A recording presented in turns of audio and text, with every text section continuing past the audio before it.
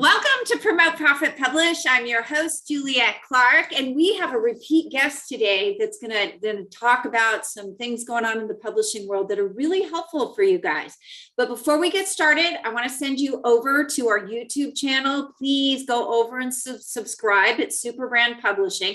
All of the videos, if you're listening to this on the podcast, there are videos of all of these people over there so you can see them live. Also, don't forget to take our Promote, Profit, Publish quiz. You can find it at www.promoteprofitpublishquiz.com. Find out if you're really ready to publish that book, because writing it wasn't the hard part. Publishing it isn't the hard part. It's the marketing. So, make sure before you get started and get into all of that, that you have a plan. And as Jared and I were just talking about, that you have a budget. So our guest today is Jared Rosen. You guys have heard him before. Jared's the founder of DreamSculpt. As an innovator in digital media publishing, he's published over 50 media enhanced eBooks for many best-selling authors and filmmakers, and has dozens of books in print. Jared is the author of 3 books, including the groundbreaking book, The Flip. As a thought leader, he has presented in venues ranging from TEDx Malibu to McKinsey & Company, Sydney, Australia. In 2000, Jared co-created the Children's Emotional Literacy Project, endorsed by Mayor Richard Riordan and Norman Lear. So welcome. Thank you for having me. Always good to see you. Always good to see you too. I'm really excited to talk to you today about, we've had podcasts on the press releases in the past, but the conversion that we get on those press releases really comes from the videos, the book trailers that you make. Tell us about those. Well, it's interesting. Years ago, I think it was probably maybe like 2008, 2009. I was looking at search inside on Amazon, and I said to myself, if I was buying a book, would it really make a difference if I could see the first chapter? Because the first chapter is not going to give you an overall experience what the book is. So I said it would really be great if there was like a 30 or 40-second video right there on Amazon that could give you an experience of the book. There's actually a takeaway, like, if I buy the book, I'll get even more out of that.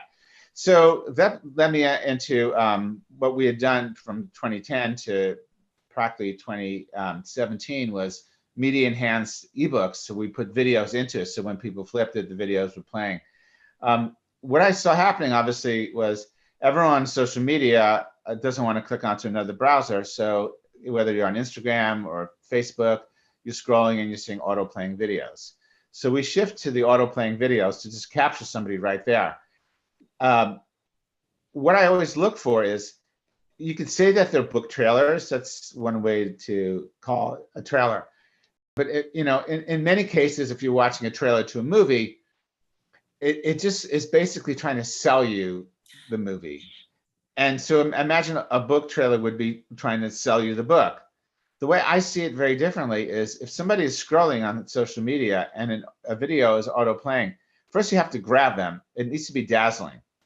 And so the whole idea of people doing, and many people do this successfully, especially if they're well known, like a Facebook Live or where they're speaking, but it's very flat. And after 30 seconds or less than that, people get bored. So I came to the idea that we'd create a very lively, using all moving images experience in 30 seconds. But what came to me was something that's going to give them value. So one of the first books I did like this was a book about healthy feet called The Whole Foot Revolution. And when we published a book, and when I was trying to figure out what we do with the video, I saw there was one thing that was really interesting, and that is when you walk barefoot on the earth, your bones are like batteries and they absorb this charge from the earth. And I said, that's what we do in the video. So in 30 seconds, somebody watches that video, they're like, wow, I should go outside and walk barefoot. So everything that we're doing in the video is to give somebody some experience, some knowledge, some wisdom, and then of course lead them to something else, which of course, most likely is the book or something relative to the book. Yeah. So I think what's so cool about this, and you guys, when you're publishing a book, be sure you have your Author Central account set up, is these videos can be put right into the Author Central account, which means that if you see the book and you click on the author, you can go right in, bio, headshot, video. So you can see that video trailer of the book and find out a little bit more about it as well. So let's talk about, you did one for Carrie Cassell recently. If you guys want to go see it, it's over on the dominodiet.com. Talk about when you put that together. I mean, were you going for something emotional? What were you trying to do there? Because people were really impressed by that video. Well, to be honest with you, it's always emotional. You know, that's how people function, you know, especially on social media. But the question is it a manipulative, emotional, you know, especially something relative to a diet, or is it something that's going to give them a piece of knowledge, even in 30 seconds, like an aha? And that's what we were looking for at that video. And the very sequence of the dominoes and the domino diet, just illustrating that and giving people a visual experience of that on the video, gives them the knowledge that they need. So it's always about when I work with somebody is what's the takeaway? How, and so let's look at a 30-second video. There's probably, because we're using captions, and that's the most important thing. I think it's not just to do voice, to actually have voice, because in certain circumstances, especially in social media, people don't even turn on the audio sometimes. So it's extremely important to have the captions. So if when we actually kind of sketch it out, you know, what's the video going to be, we really start with, maybe there's only like 50 words in the captions maximum, you know, for each, or for the clips. The sequence of those, if you just read the captions, it would be knowledge, it would be wisdom, it would be something that actually, that you'll have an aha with. And so then once we do that, we come in with the video, and that's where it's really emotional. So how do you create that? If it's a shot of a person and it looks like that person's maybe, you know, really in a deep place of maybe struggling with something, it's a facial expression. And with the captions and the facial expression, we use music as well. In certain circumstances, we can use voiceover, but it's about creating an experience in a very, very short period of time that's going to actually pull on an emotion. In her case, really it is what people's focus obviously is their weight and their health. And so that's, you know, a message that will lead the person to find out more about how this domino diet can actually really improve their health. Yeah. And I feel like the emotional eating piece that you guys addressed in that as well, because so many people came out of COVID with, you know, extra pounds from that, you know, a fear of the unknown and that emotional eating piece. So we've been using these a lot with press releases. You and I have a product together that we do the press release and the videos in it. I want to tell you guys a little bit about that, because we're getting really great conversion with those press releases because so many people are invested in video. Can you talk about that a little bit more, about, you know, video versus writing, or video versus, you know, other mediums, and how people are responding? Well, take a look at Facebook and then take a look at Instagram. Of course, Facebook now is very similar. When Facebook started, it was really a lot about writing. Yes, somebody would attach a video here and there. If you look at Instagram, it's almost all video. You look at TikTok, it is all video. So it's how we're communicating. I still believe very much in the written word and the literary tradition, and that's where we want people to go, because we want people to get into a book and read. But so how do you get people into, if they're not reading, if they're reading like a journal, or they're reading magazines or things where there's books are excerpted, then, oh, I just read this magazine and it was an excerpt from this book, I should go to the bookstore and buy the book. That's not what's happening now. What's happening now is people are really aren't going to bookstores. There's very little. Barnes & Noble is barely surviving. Borders closed down, and a lot of independent bookstores struggled really hard even before the pandemic. So if you capture somebody on social media with the video and it's an experience, that's going to lead them, once again, like that emotional connection is going to lead them to it.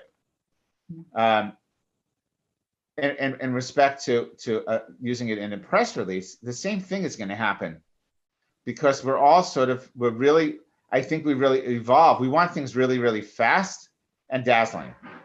We want movement.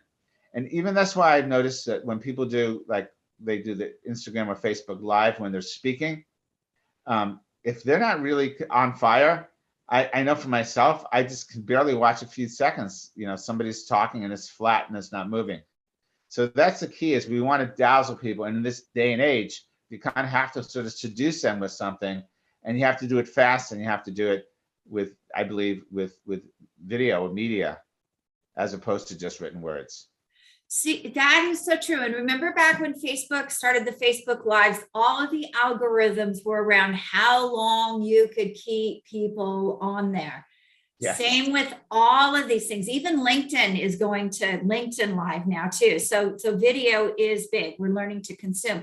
But it goes back to our audience exhaustion of that instant gratification. So that's why it's so important when you make these. How long do they have to be? Because yours aren't long. No, well, I've actually done the research, and anything over 30 seconds, it's got to be mind-blowing for people to watch. So our videos run between 20 and 30 seconds. And like I said earlier, there was, 50 words if you break down the captions.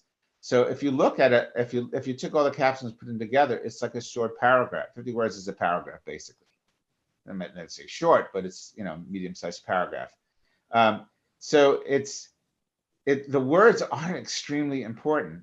We could do something without any words, any captions. You can do something with this, with music and imagery, but it's a combination, because the words, they're reading them when there's captions and they're reading them, they are reading, they're still reading. So we want them to read and watch at the same time. It drives it. And if there's music in the background, if they turn on the audio, the music's emotional, the visual experience is emotional, and it's going to reinforce when they're reading it what that message is. And then hopefully it leads, and that's why it's got to lead to something else.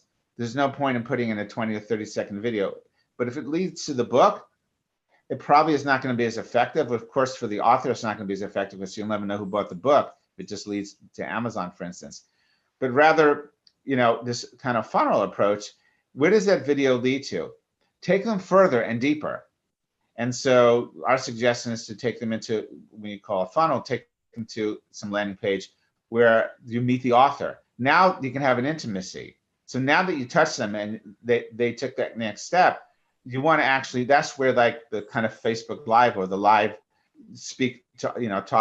talking point video is, and those talking points, once again, need to be very succinct, because what your aim is to get their email address, because there's still something that you're giving them. So in a way, we've learned how to seduce people, but there's not directly to the sale.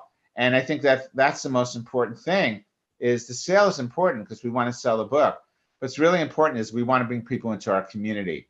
And so the video really does it. With the video in the press releases is obviously has a different function, and the function is for the media to pick up on it. But it's still the same things happening. The videos, it's connecting with them. So I would say emotional is very important, extremely important, but authentic and emotional, because it's very easy to do something that's inauthentic and emotional, and most people see through it. It won't be as effective. So I always go with authentic, and always really how in the video, how can you embrace we'll call it the audience, but knowing the psychographic, the mindset of the audience, how do we embrace that? What is it that, and so because the videos can be used in various functions. So if the video is being used, in a professional organizational site, everyone in that professional organization, they share something similar. If it's just going up on Facebook and it's general around diet, but for instance, there are quite a few communities that video would be really effective in, that specifically deal with people dealing with health issues and diet. So here's where I think people get confused on the timing of all this. So you're in book development. So obviously books come out of the work that people like Jared do into my purview. When would you suggest that people start looking to that video, getting that video like in mind, laid out, the idea to you to get it done?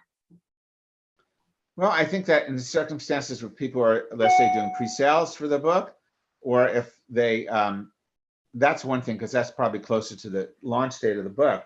But I would say sooner than later, getting a book cover done and a video and your synopsis, because for instance, let's say you want to be speaking in a conference.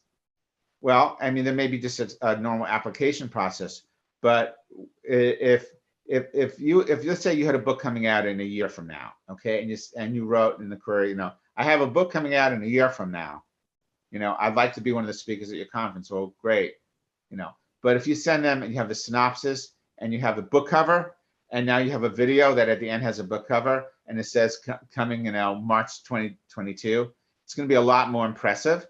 So I would say for most people, once they're really clear, they have the title of the book, they're in the development of the book.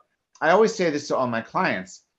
You have to have this synchronization of moving parts, because some people that, let's say they just go and self-publish, like I wrote the book and now I'm publishing it. Right. It's kind of a ready, fire, aim. It's like, well, what do I do with it now? And so like I'm saying, if you want to be on conferences, if there's other kinds of vehicles that have a timeline, then you have to see what that timeline is. And I would say using that video sooner than later, it's going to be valuable.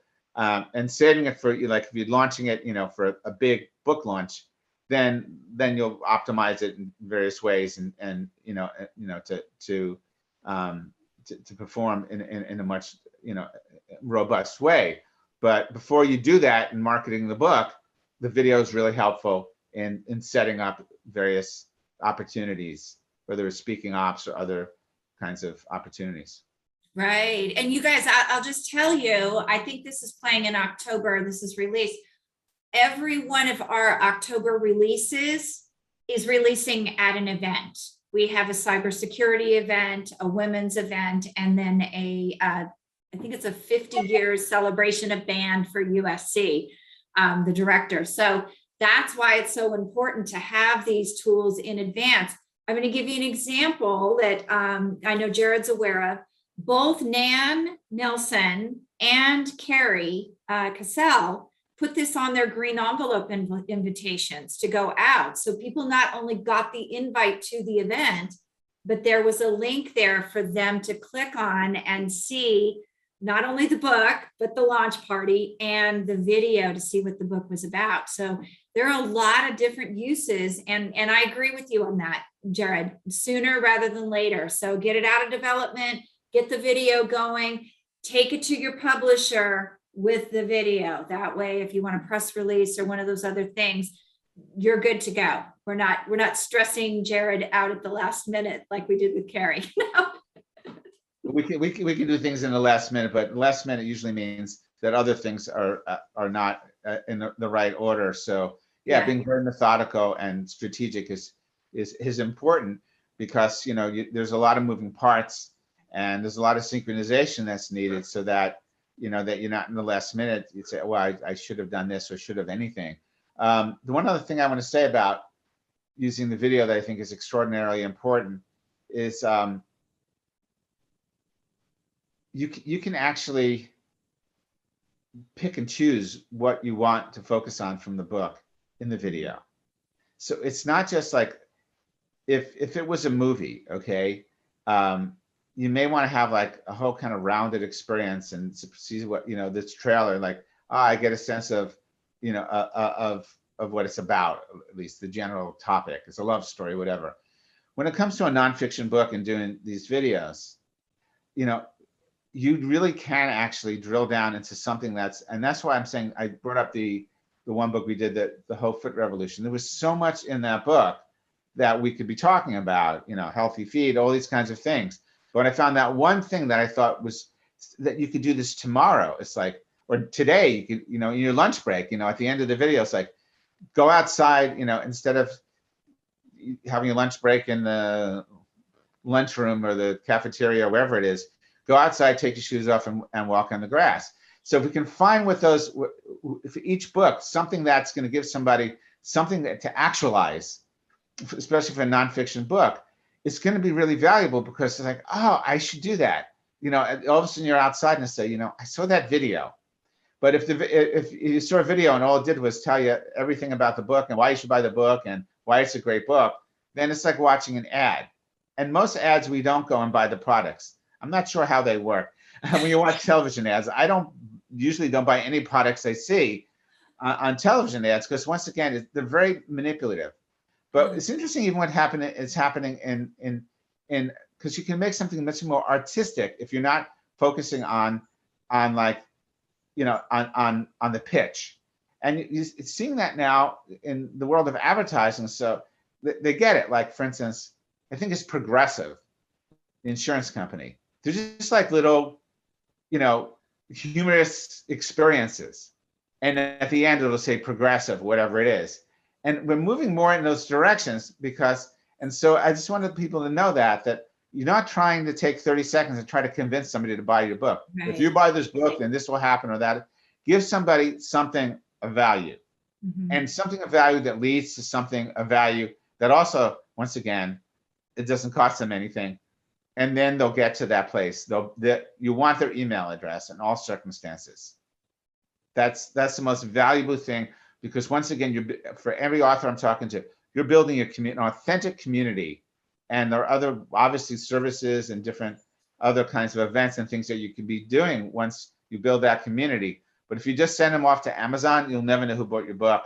And if you have a $10,000 coaching program, well, you just made, you know, $10 on a book, but you'll never know who that person was that may have bought the $10,000 coaching program.